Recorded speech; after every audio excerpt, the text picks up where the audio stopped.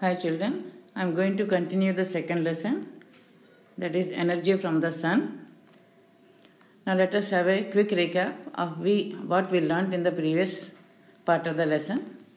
We learnt about insolation, terrestrial radiation, solar radiation, greenhouses, angle of incidence, and also we learnt about the factors that influence the temperature of horizontal distribution of a temperature and how the atmosphere gets heated up.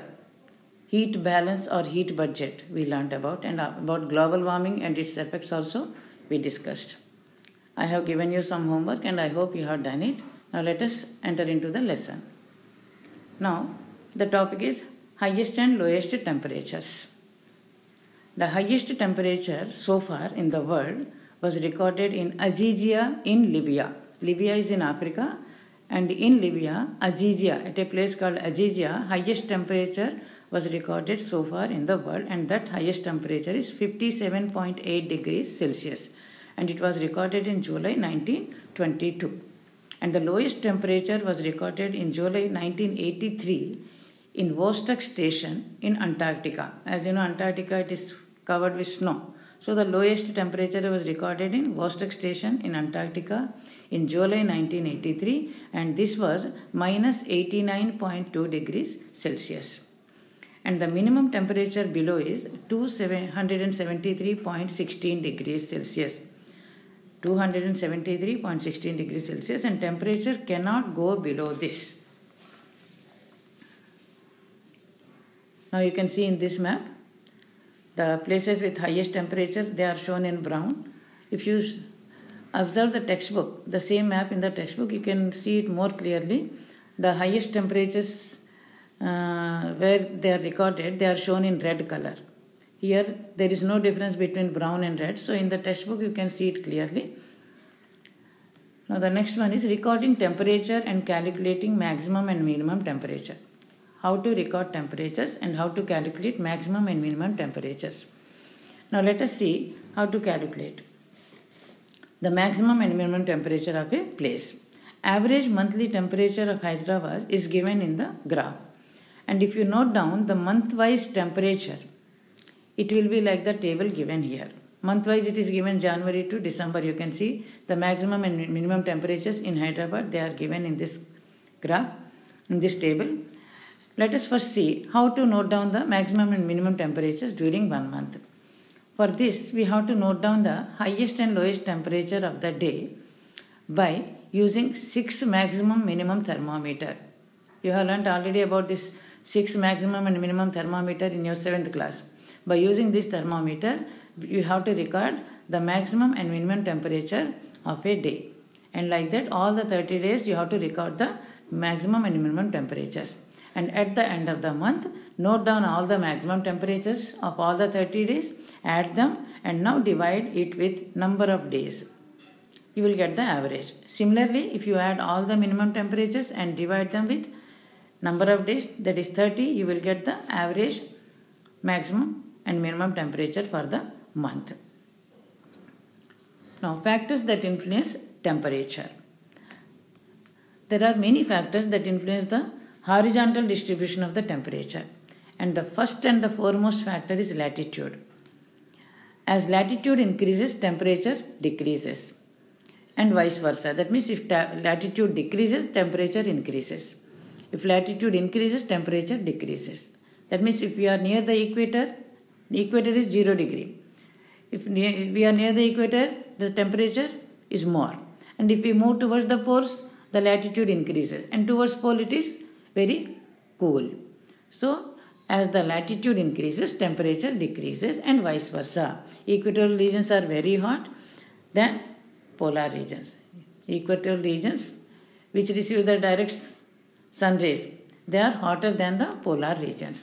And the second factor which influences the horizontal distribution of temperature is relative distribution of land and water. The land masses, already we have discussed about it in the first part of the lesson. The land masses get heated up quickly and cool down quickly when compared to the water bodies. Water bodies, they cool down slowly and they heat up also slowly when compared to the land masses. And that is why the land masses and the water bodies, though they are located on the same latitude, they record different temperatures.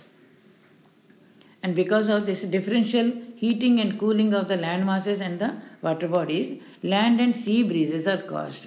And these land and sea breezes, they affect the climate of coastal areas. Now the next factor is distance from the sea. A place located on the sea is cooler during summer and warmer during winter because of the land and sea breezes. And in contrast, places away from the sea are hotter in summer and cooler in winter. Now, the next factor which influences is prevailing winds. The cold polar winds, if they are blowing, they reduce the temperature. Because they are cold polar winds, they reduce the temperature of a place. And hot tropical winds, because they are hot winds, they increase the temperature of a place.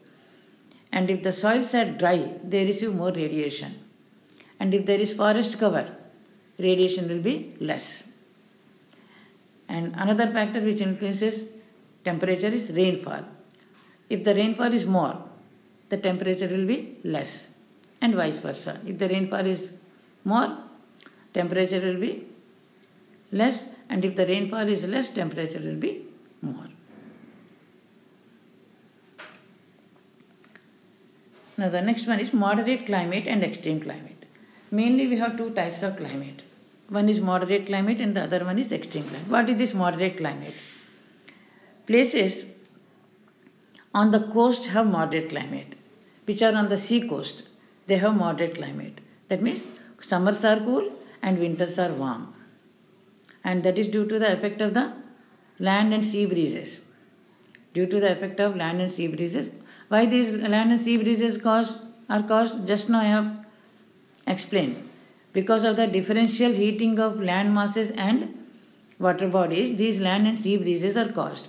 And they affect the climate in coastal areas. And because of these land and sea breezes, the coastal areas have moderate type of climate. That means cool summers and warm winters. Summers are cool, winters are warm. For example, Kakinada and Visakhapatnam. Any other place which is located on the sea coast, we can cite as an example.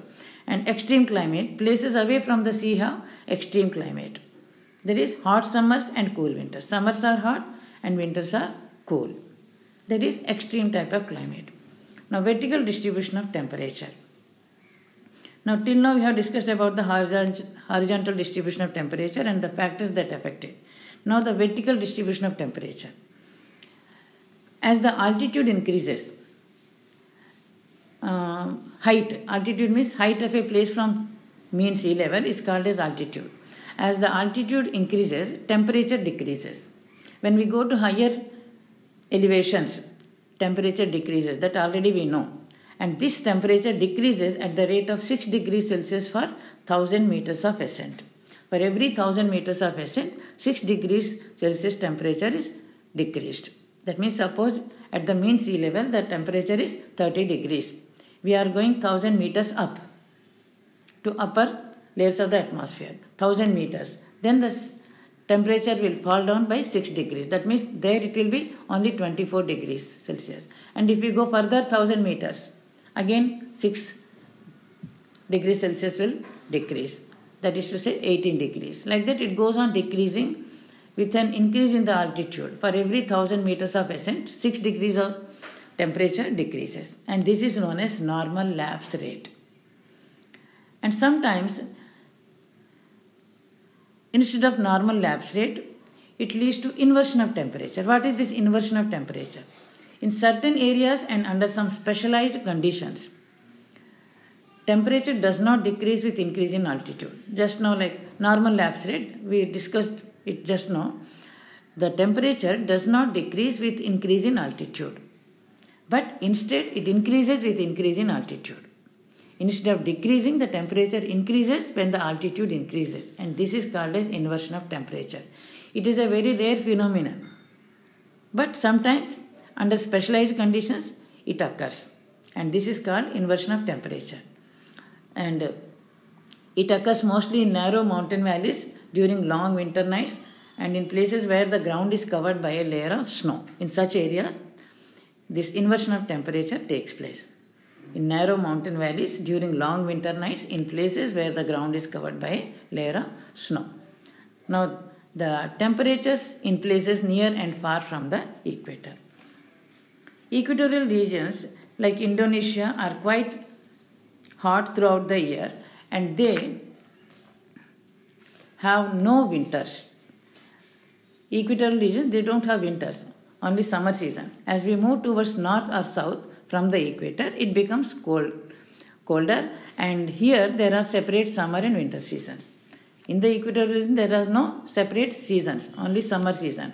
But when we move to north or south, it becomes cooler and cooler, and there are separate summer and winter seasons in these regions above the equator.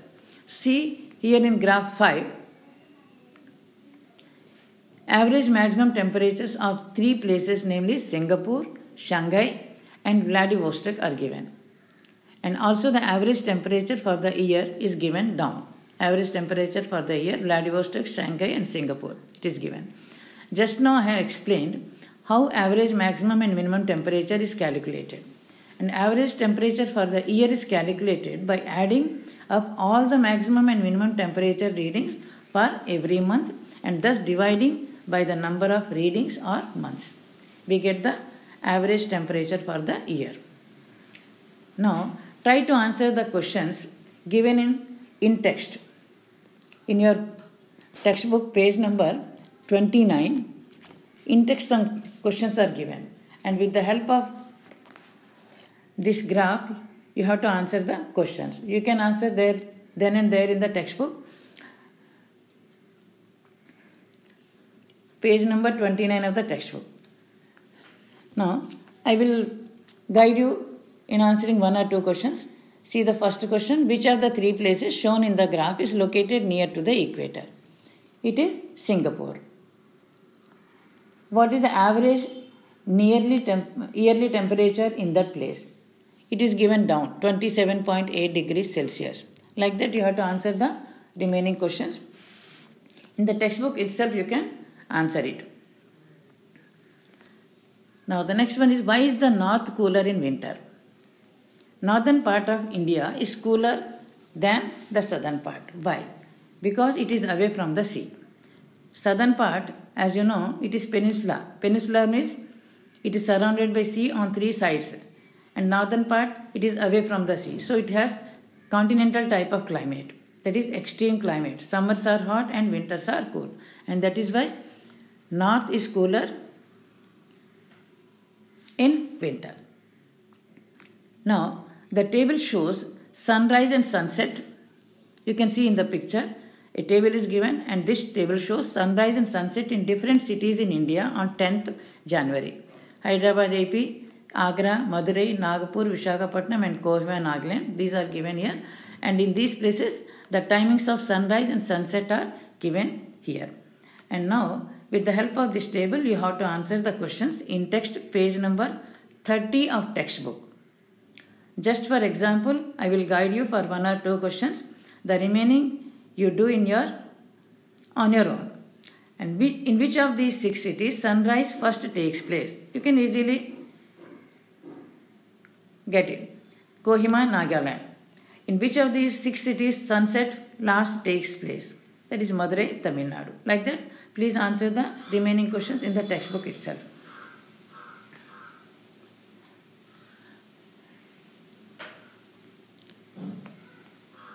Now,